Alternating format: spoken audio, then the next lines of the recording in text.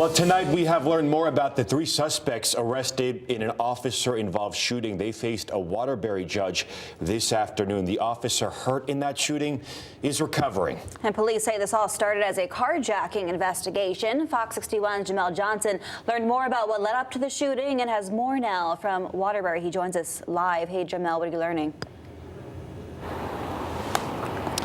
Yeah, guys, it was just yesterday evening when the Waterbury Police Department's Auto Theft Task Force was conducting operations inside the city. And when they got to 16 Claremont Avenue to investigate a carjacking, the situation turned violent quickly.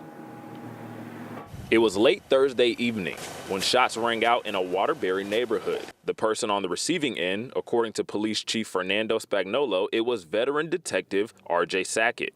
They were able to identify a location where the suspects were attempting to flee from this area. It led them through some backyards onto Claremont Street. Detective R.J. Sackett of the Waterbury Police Department, assigned to the Vice and Intelligence Unit. When he came around the back of that particular building, he was fired upon by a suspect. Police believe the shooter to be 20-year-old Perez-Feliciano, who faces a handful of charges, including criminal attempt at murder, 2 counts of first-degree robbery, and assault on a police officer. Police say 18-year-old Sidney Reed and 19-year-old Alberto Rodriguez were also arrested.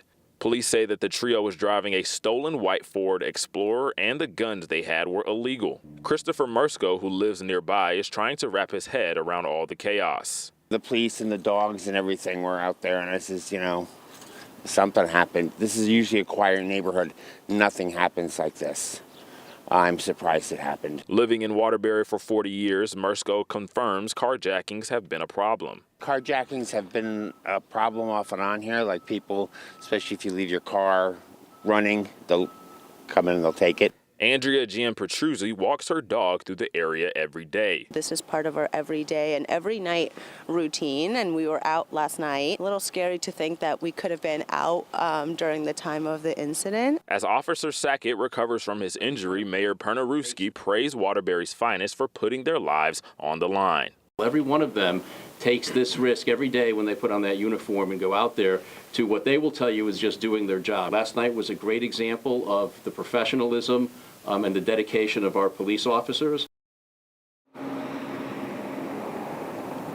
Now, guys, a few hours ago here at the Waterbury Superior Court, those suspects were arraigned, and it was quite the scene here as police officers across the city just filled the courtroom row to row in support of that officer that was shot. And the state argued that Perez-Feliciano is a danger to the community, and they went on record saying that his co-defendant said that Feliciano was going to shoot it out with the cops when they found him. Now, the state prosecution also believes that Reed and Rodriguez matched the description of 2 individuals who were in a home invasion robbery in January, where they're saying that Rodriguez was the one who pointed a gun and threatened a kid. Now, State Superior Court Joseph Swartz says that if all these allegations are true, then this might be one of the worst cases he's dealt with in Waterbury.